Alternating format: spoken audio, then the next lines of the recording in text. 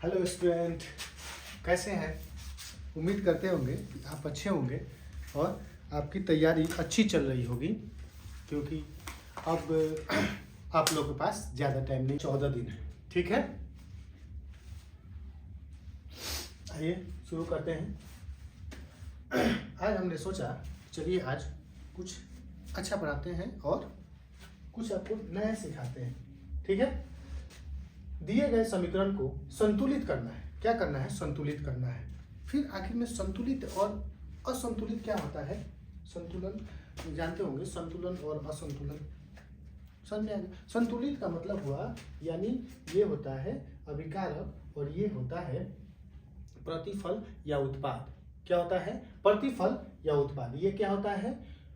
अभिकारक, और ये क्या होता है? प्रतिफल। यानी जो रासायनिक अभिक्रिया में भाग लेता है उसे क्या कहते हैं? तो अभिकारक कहते हैं, और रासायनिक अभिक्रिया के फलस्वरूप जो बनता है उसे उत्पाद कहते हैं, यानी प्रोडक्ट कहते हैं। तो संतुलित इसलिए करते हैं क्योंकि हमें द्रव्यमान संरक्षण के नियम का पालन करना होता है।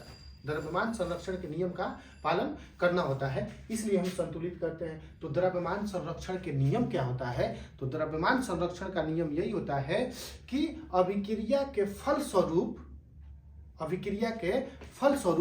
या अभिक्रिया के बाद जो द्रव्यमान होता है ना तो उसका ह्रास होता है और ना ही ह्रास होता है और ना ही निर्माण होता है। इसी को क्या कहते हैं?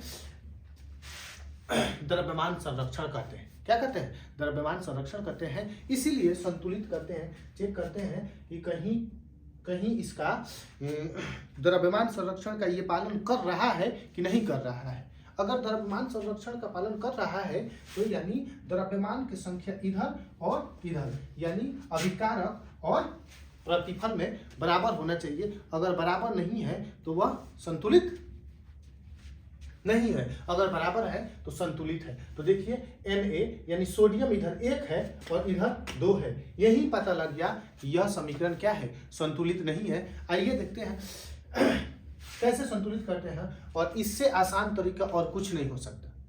जो अभी तरीका बताने जा रहे हैं इससे आसान तरीका और कुछ नहीं हो सकता। देखिए पहले क्या करेंगे, पहला स्टेप देख लेंगे। Na है, OH है, H है, यानी O है और H है। ठीक है, O है और H है।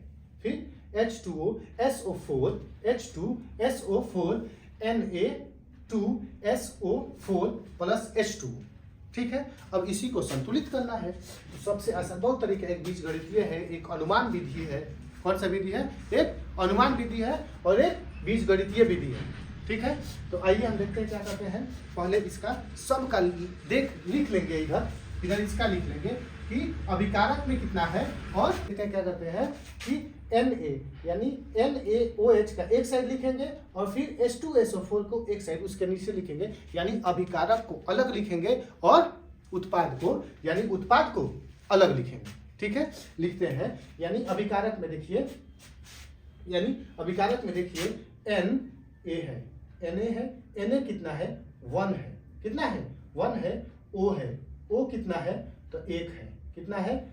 H कितना है? तो H कितना है? तो ये भी कितना है? 1 है। ठीक है, हमने लिख दिया।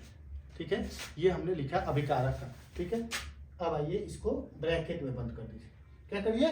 ब्रैकेट में बंद कर दीजिए। फिर देखिए ये और ये दोनों मिल के क्या बना रहे हैं? ये बना रहे हैं। इसका मतलब ये दोनों मिल के बना रहा है, तो अभिकारक अभी ये भी है।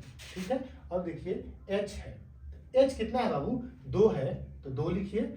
S कितना है? S यही सल्फर यानी 1 है, और O कितना है? तो O कितना है बाबू? तो O है 4। कितना है? 4 है। 4 है। देखिए ये हमारा हो गया किसका? अभिकारक का। किसका हो गया? अभिकारक का हो गया। अब देखिए आइए उत्पाद का। तो उत्पाद में Na कितना है? Na ये है 2। ठीक है, S कितना है? तो S है 1, और O कितना है? तो O है 4। कितना है? 4 है। ठीक है, अब देखिए H कितना है? इधर 2 है, और O कितना है? O कितना है? 1 है। ठीक है, अब देखिए काउंट करिए। क्या करिए? काउंट करिए और बारी बारी चेक करेंगे कौन बराबर है कौन बराबर नहीं है। एन ए कितना है 1 है, लेकिन एन ए इधर कितना है 2 है। कितना है 2 है, इसका मतलब इधर भी 2 आएगा इधर भी 2 है, तब जाएगा कितना होगा बराबर होगा ना। ठीक है, तो अब क्या करते हैं इधर 2 से मल्टीप्लाई करा देते हैं। क्या करा देते हैं 2 से मल्टीप्लाई कराएंगे तो देखिए कितना हो गया, ये हो गया 2 और जब इसमें मल्टीप्लाई केवल इसमें नहीं होगा, जब मल्टीप्लाई कराएंगे तो इसमें जितना भी है ब्रैकेट के अंदर सब में मल्टीप्लाई होगा, यानी ये कितना हो गया 2 हो गया, फिर 2 हो गया, फिर हाइड्रोजन 1 है 2 से गुना हुआ कितना हो गया 2 हो गया। फिर चेक करिए सोडियम 2 बराबर हो गया।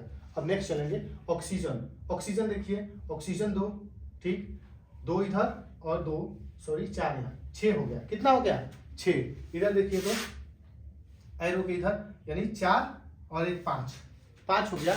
हमको कितना लाना है 6, यानी अगर 2 से मल्टीप्लाई कर देंगे तो ये हाइड्रोजन कितना हो जाएगा बाबू 4 हो जाएगा, और ये कितना हो जाएगा 2 हो जाएगा। कितना हो जाएगा 2 हो जाएगा। कितना हो जाएगा 2 हो जाएगा। अब देखिए फिर शुरू से करेंगे, अब ये नहीं कि अब सोडियम हो गया फिर छोड़ देंगे क्योंकि बाद में मल्टीप्लाई हुआ है ना, तो अब फिर शुरू से करेंगे, यानी सोडियम कितना हो गया 2, फिर यहाँ पे सोडियम 2, ऑक्सीजन देखिए 2 और 4 6 और 4 और 2 6, गुड। ठीक है, अब देखिए अब हाइड्रोजन की बारी है, किसकी बारी है हाइड्रोजन की। तो हाइड्रोजन देखिए हाइड्रोजन कितना है H2, यानी H जो है 2 है और यहाँ पे 2 4 हो गया, और हाइड्रोजन इधर देखिए हाइड्रोजन कितना है 4, यानी संतुलित है। ठीक है, अब आएंगे सल्फर यानी लास्ट सल्फर आएंगे, तो सल्फर 1 और सल्फर 1 हो गया हमारा संतुलित हो गया। क्या आप इतना ही पे छोड़ देंगे?